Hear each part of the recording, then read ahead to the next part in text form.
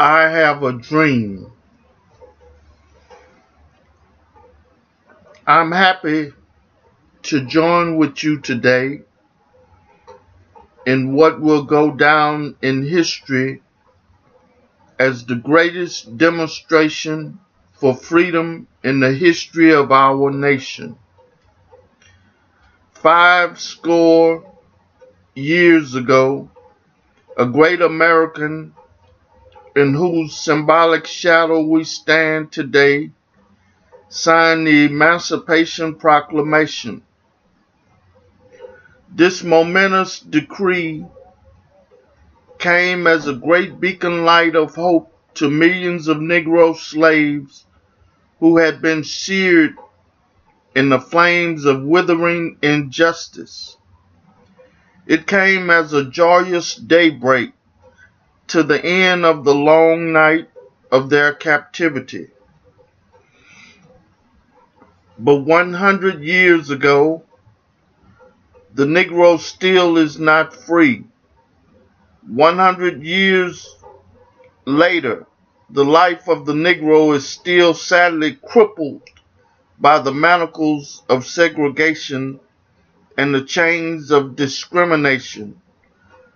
100 years later, the Negro lives on a lonely island of poverty in the midst of a vast ocean of material prosperity. 100 years later, the Negro is still languishing in the corners of American society and find himself in exile in his own land. So we've come here today to dramatize a shameful condition. In a sense, we've come to our nation's capital to cash a check. When the architects of our republic wrote the magnificent words of the Constitution and the Declaration of Independence, they were signing a promissory note to which every American was to fall heir.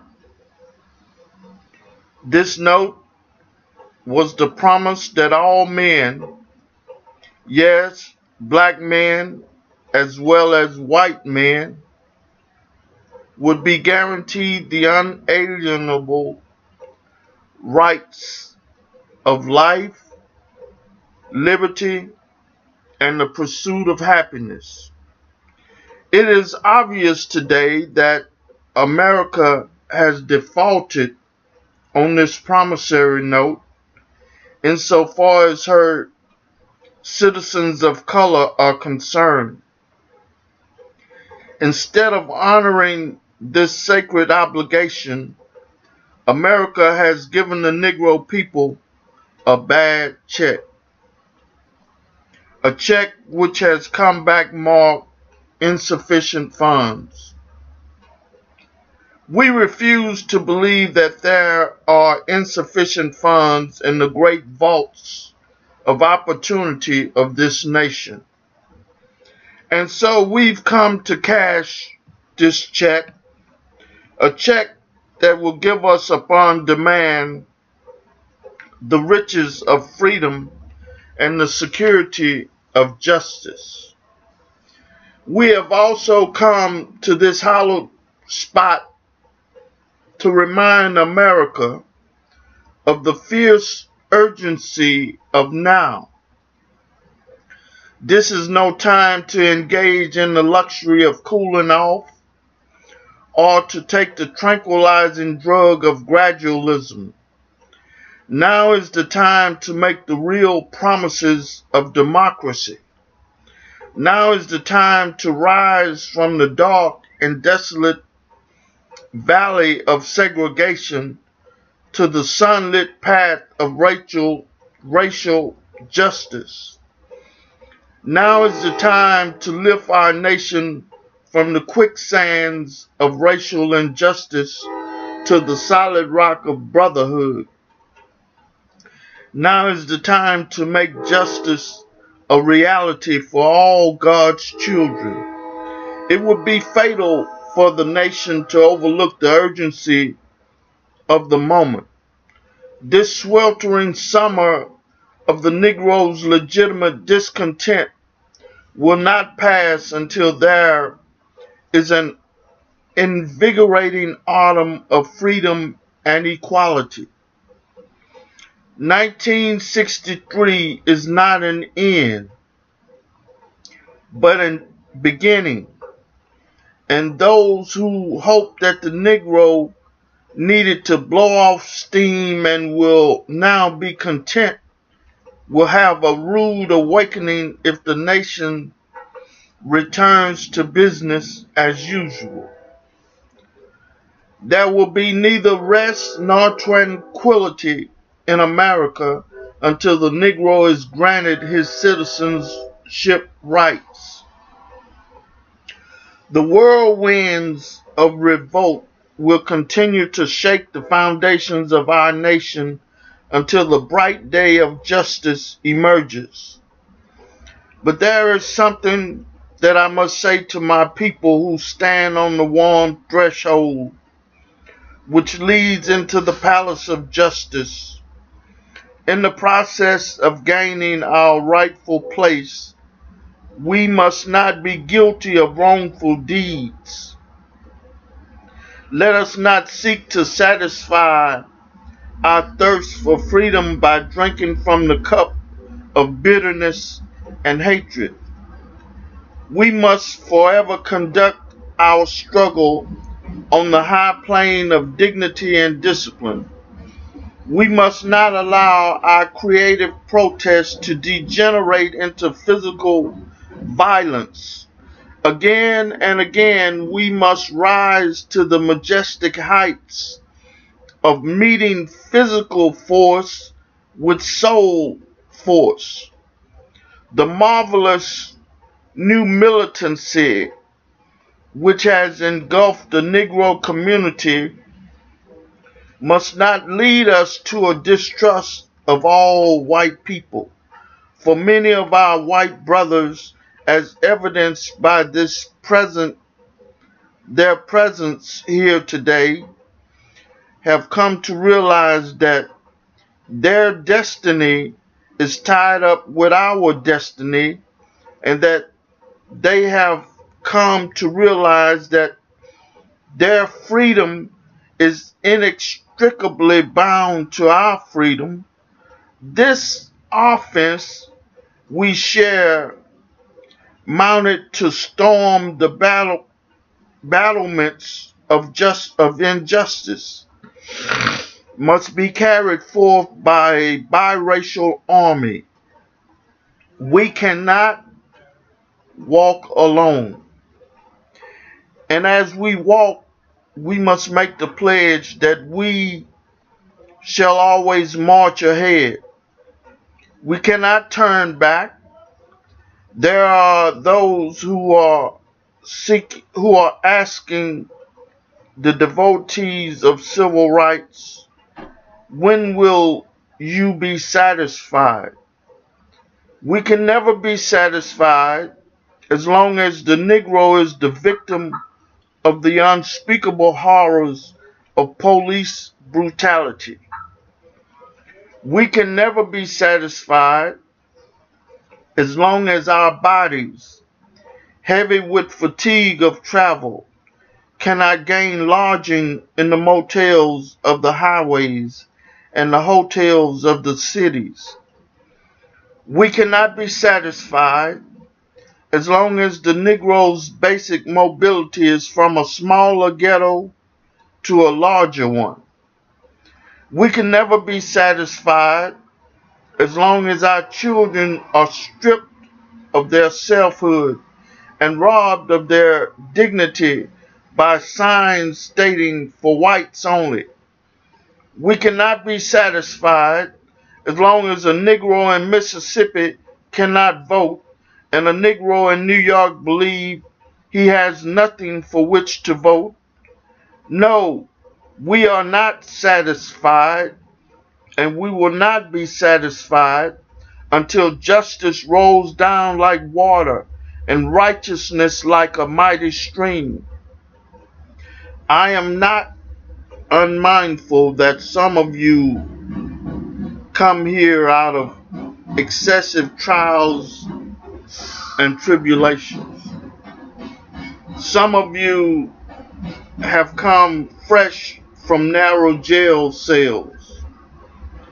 Some of you have come from areas where your quest for freedom left you battered by the storms of persecution and staggered by the winds of police brutality. You have been the veterans of creative suffering. Continue to work with the faith that unearned suffering is redemptive. Go back to Mississippi. Go back to Alabama. Go back to South Carolina.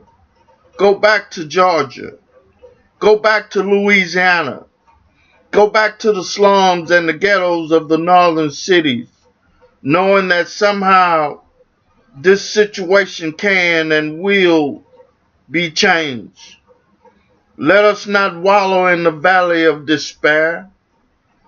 So I say to you, my friends, that even though we must face the difficulties of today and tomorrow, I still have a dream.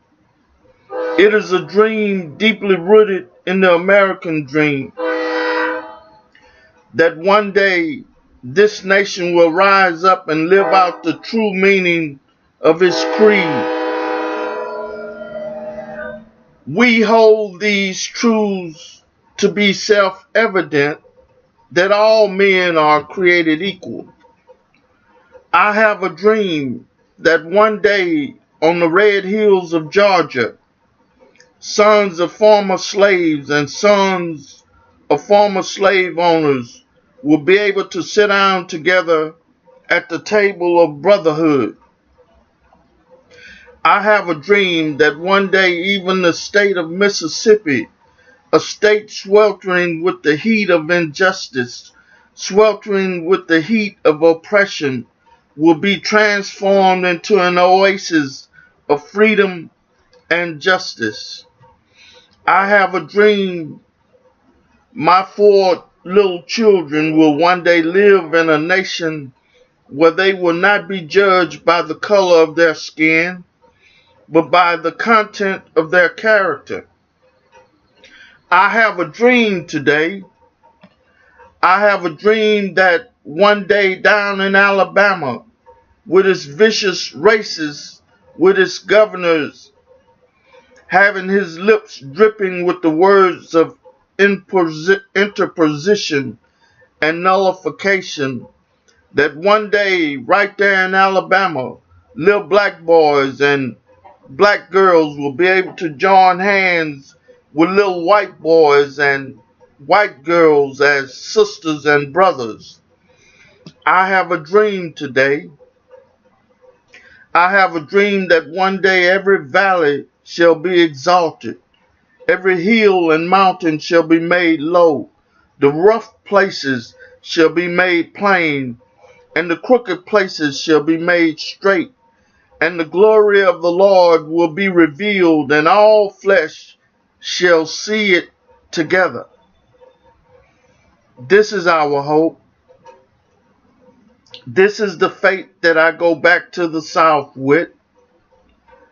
With this faith, we will be able to hew out the mountain of despair, a stone of hope. With this faith, we will be able to transform the jangling discords of our nation into a beautiful symphony of brotherhood. With this faith, we will be able to work together, to pray together, to struggle together, to go to jail together, to stand up for freedom together, knowing that we will be free one day. This will be the day when all of God's children will be able to sing with new meaning. My country, 'tis of thee, Sweet land of liberty, of thee I sing. Land where my fathers died, land of the pilgrim's pride. From every mountainside, let freedom ring. And if America is to be a great nation, this must become true. So let freedom ring from the predacious hilltops of New Hampshire. Let freedom ring from the mighty mountains of New York. Let freedom ring from the heightening Alleghenies of Pennsylvania. Let freedom ring from the snow-capped Rockies of Colorado. Let freedom ring from the curvaceous slopes of California. But not only that, let freedom ring from Stone Mountain of Georgia.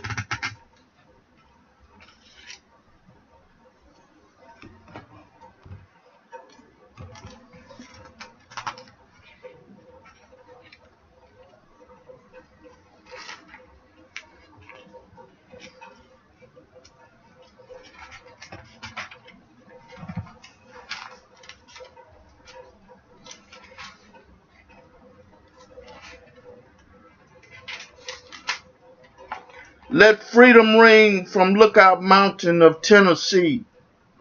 Let freedom ring from every hill and molehill of Mississippi. From every mountainside, let freedom ring. And when we allow freedom to ring, when we let it ring from every village and hamlet, from every state and city, we will be able to speed up that day when all of God's children, black men, white men, Jews and Gentiles, Catholics and Protestants, will be able to join hands and to sing in the words of the old Negro spiritual. Free at last, free at last. Thank God Almighty, we are free at last.